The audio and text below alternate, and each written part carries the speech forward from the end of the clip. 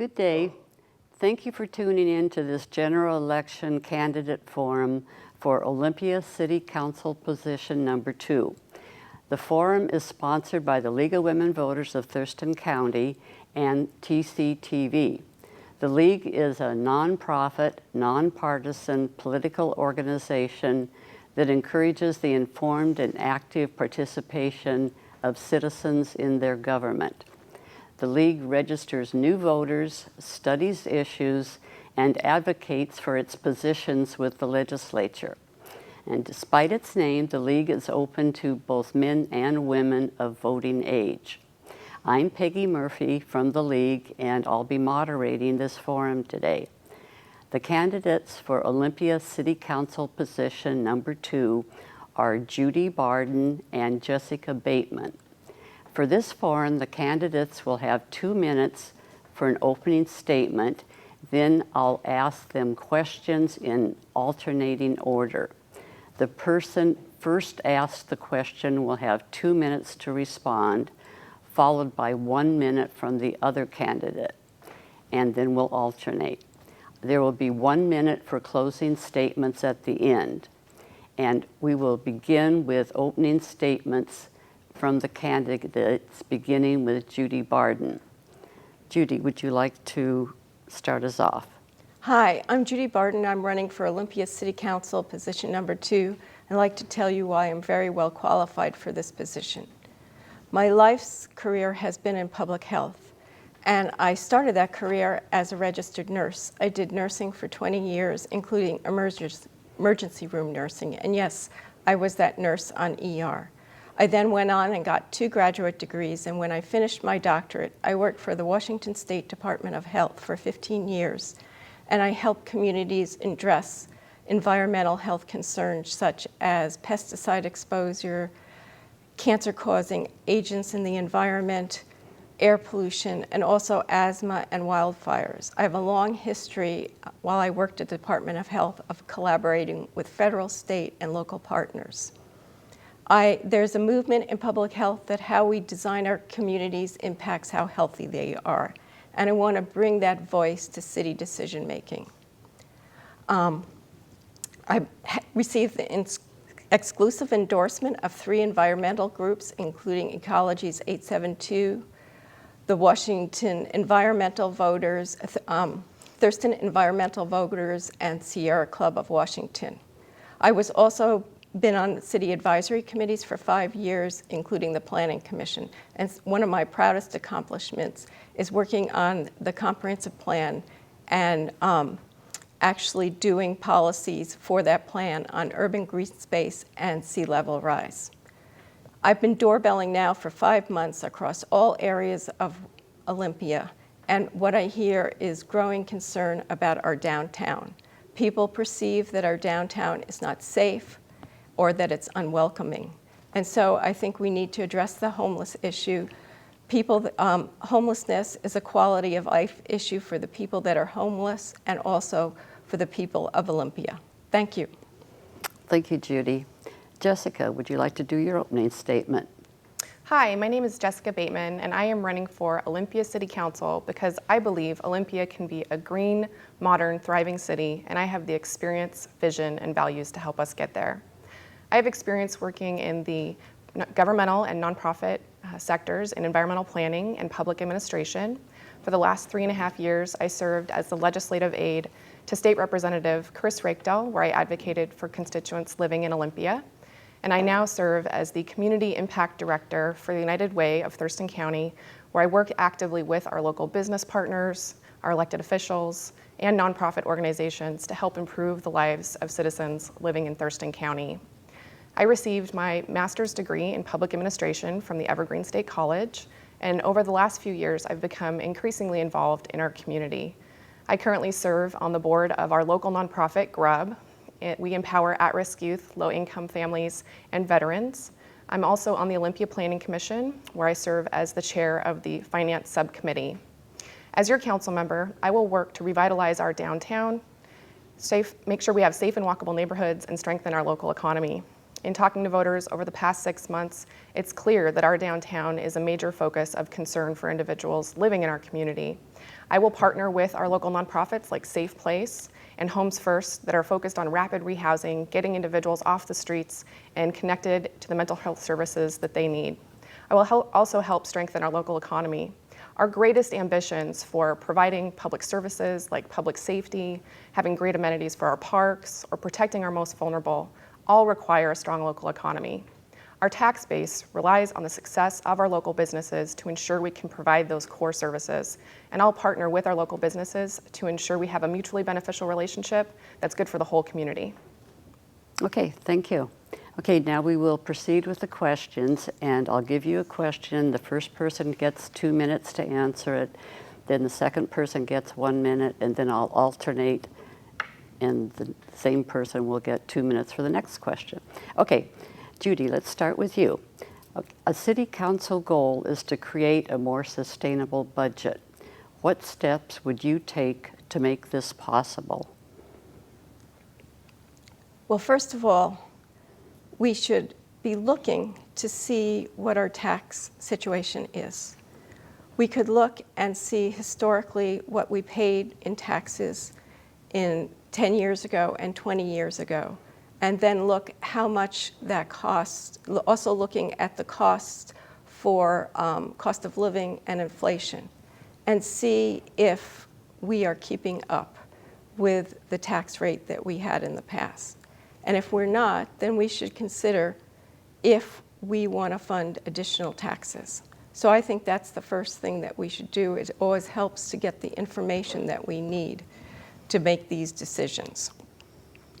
Additionally, we could really set a responsible budget.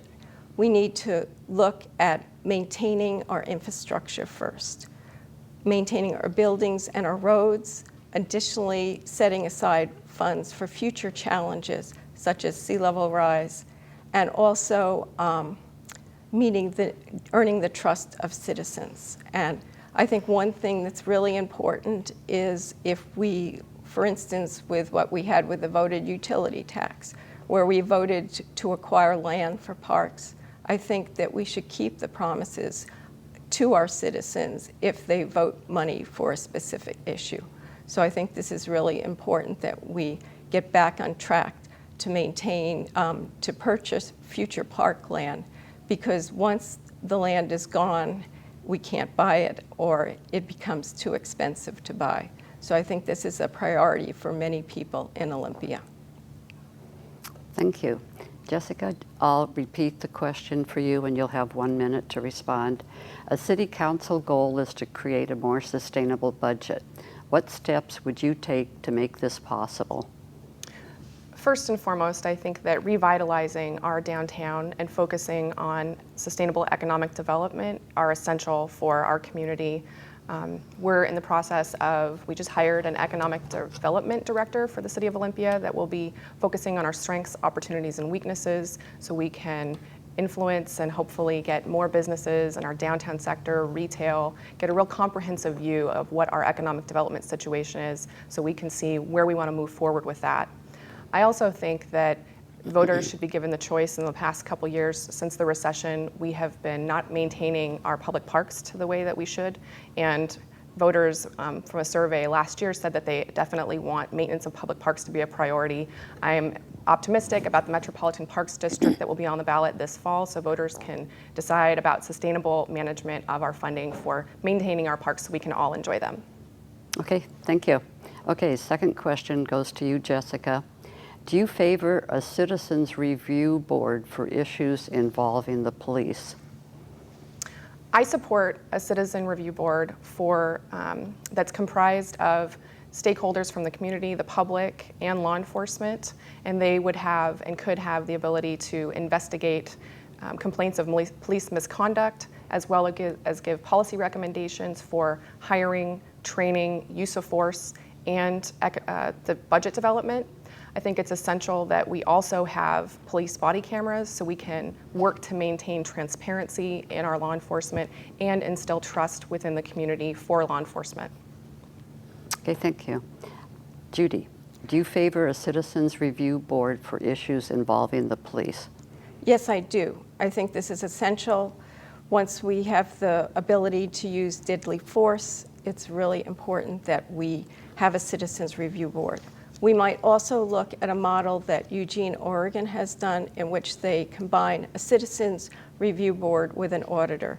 And an auditor could look at complaints that come in, make sure they're investigated, look at if there's any systemic patterns to those complaints, and report to the review board. So I think the combination of the two might be a good model for Olympia.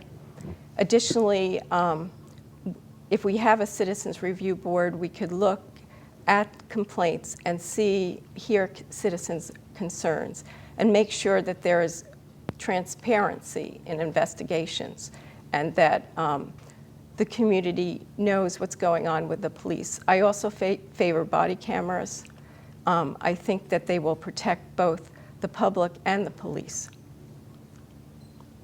Okay, thank you. Judy, 2 minutes. If elected, do you plan to increase the opportunities for parking in downtown Olympia? I think I have heard from a lot of people as I doorbell that parking is an issue, that people feel like it's too hard to come downtown. So I think increasing parking is a really good idea. One thing that we might look at is our, right now, our meters charge the same amount. And when we get farther out, those meters are not necessarily used. We could think of charging a really low rate for meters on the periphery. That would encourage people who wanted to spend a longer time downtown to be able to use those meters, and say if they were 10 cents an hour, then if they wanted to spend 4 or 5 hours downtown and were able to walk, they could use those while reserving the higher paid meters for people who want to do quick business downtown, or if they were not able to walk as far. Additionally, I think we should put it up to a decision of the people if we want a parking garage. A lot of people favor a parking garage. I think this would be excellent if we tied it in with transportation. So as we increase transportation to downtown, having a parking garage where people could park would seem like a good idea. Okay, thank you. Jessica, 1 minute. I've also heard from many constituents, Olympians, that are concerned with available parking in our downtown, especially with it being such a vital part of our downtown core and where our shopping occurs. We want to make sure that people have the opportunity to visit their stores and shop locally.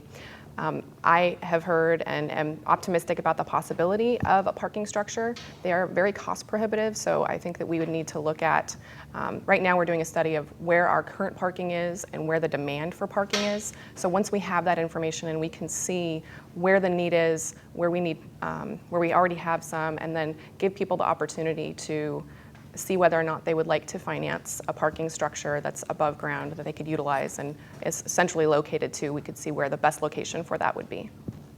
Okay, thank you. Jessica, next question for you, and it's a two-part question. Okay, do you think there has been sufficient planning for the effects of seawater rise on Olympia's downtown? If not, what further steps would you propose? We have analyzed the effects of climate change and the potential for sea level rise in our downtown, especially along the shoreline around the port and towards the bridge. I think that we need to do more. We know that we've already allocated a certain amount of funding for berms and protecting our downtown with a seawall.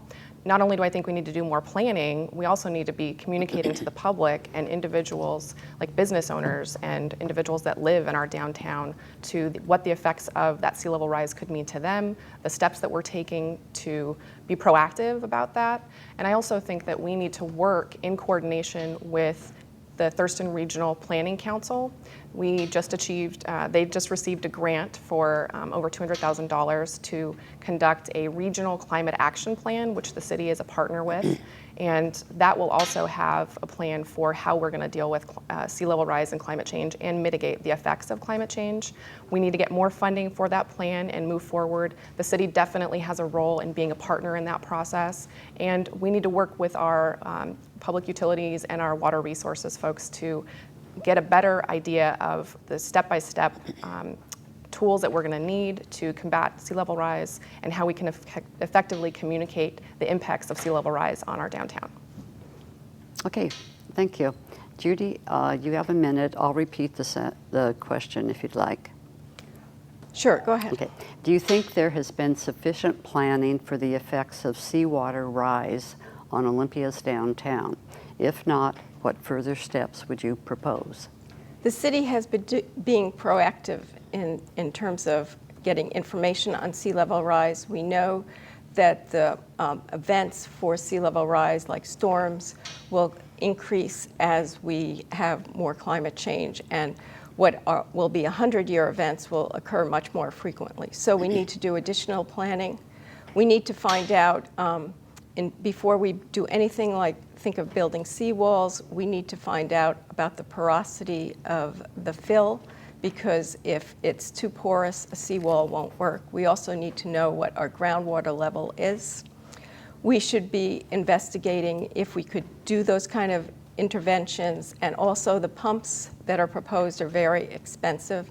They're up to, I think, $37 million. So we need to bring the citizens into this decision-making process so that they have a voice. I wrote the comprehensive plan policies on sea level rise, and we need to have a process to involve citizens in these decisions. Okay, thank you. Okay, Judy, the next question. There is movement toward a home rule charter for Thurston County. Would you support home rule? Well, the movement, first of all, I think that the people should be given a chance to make this decision. What would happen with home rule is it would be a referendum would be brought forward, and people would decide if they wanted a home rule. So I think people should have every opportunity to make that decision. Additionally, once the charter was approved, then freeholders would be elected, and they would be elected, as I understand it, from across Washington, across the city, and then and the county, and then people would run in districts. So the freeholders would be elected, and then the freeholders would establish the form of government that we had. So I think that this is a good process, and that we should, I'm really in favor of bringing it forward before the people so they can make a decision, elect freeholders, and then the freeholders would design a new form of government that meets the needs of the people. So yes, I'm in favor of this process. Okay, thank you. Jessica, do you want me to repeat the sentence? Sure. Okay, there's movement toward a home rule charter for Thurston County. Would you support home rule? I would, and I support the citizens being able to put that on the ballot and giving people the opportunity to express their voice and their support of that initiative on the ballot. I think that it's very important that we have equal representation from different districts in our community, and not having individuals that are representing, like if there's 3 individuals and having them all from one geographic area.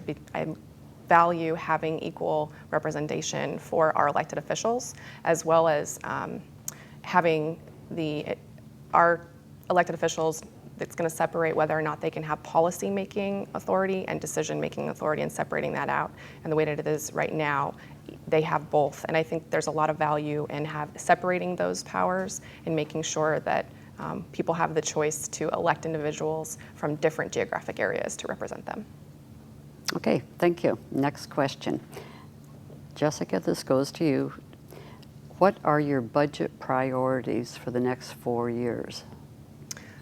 First and foremost, I think with the recent events with the officer-involved shooting, we definitely need to allocate some funding for body cameras on our police. It's something that we've been talking about recently, and it was not, we don't have them right now. And I think that there's been concerns over whether or not, how we're gonna actually transcribe those documents and keep them. And I think we just need to move forward and make sure that we're allocating funding for that.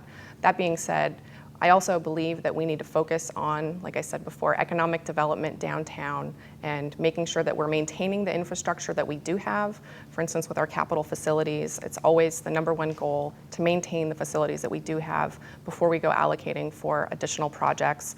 But at the same time, we also need to be looking towards the future and seeing what opportunities we have for growth and how we can recruit different sectors to be here, because whenever we have additional economic development in our community, we're going to have more revenue and more ability to provide those core public services that we need to. I'm also a big proponent of our public safety, our firefighters and our police, making sure that we have ample funding to make sure that we're doing walking patrols downtown, that we have a safe environment for individuals in Olympia to live here. Okay, thank you. Judy, 1 minute. What are your budget priorities for the next 4 years? Well, first of all, we want to set a responsible budget to protect what we've already built. So that would be our roads, our buildings, our infrastructure. We then want to address future challenges, so we should be setting aside money to address sea level rise, those kind of challenges. Additionally, we have real concerns about the homeless population downtown, and I think we need to be partnering with other cities and governments, and also the county and the state, to improve that situation. I feel that we should be acquiring parkland before the land is gone or too expensive to buy. I think I support the Metropolitan Parks District, so this is something that we really need to do because our population will be increasing, and we need parkland for the future. Okay, thank you. Okay, it's time now for the candidates' closing statements. So Judy, would you go first? So Olympia is our capital city, and we have this amazing setting where we have Puget Sound, views of the Olympics, and Mount Rainier. So as we expand into the 21st century and we design our city, we need to maintain what's special about it, while also meeting the needs of our future citizens. And one of those needs is to be more sustainable and address impacts such as climate change. Additionally, I want to bring citizens' voices into city decision-making. The citizens of our community are our greatest asset, and if they're informed of issues that impact their neighborhoods, they'll be involved and show up.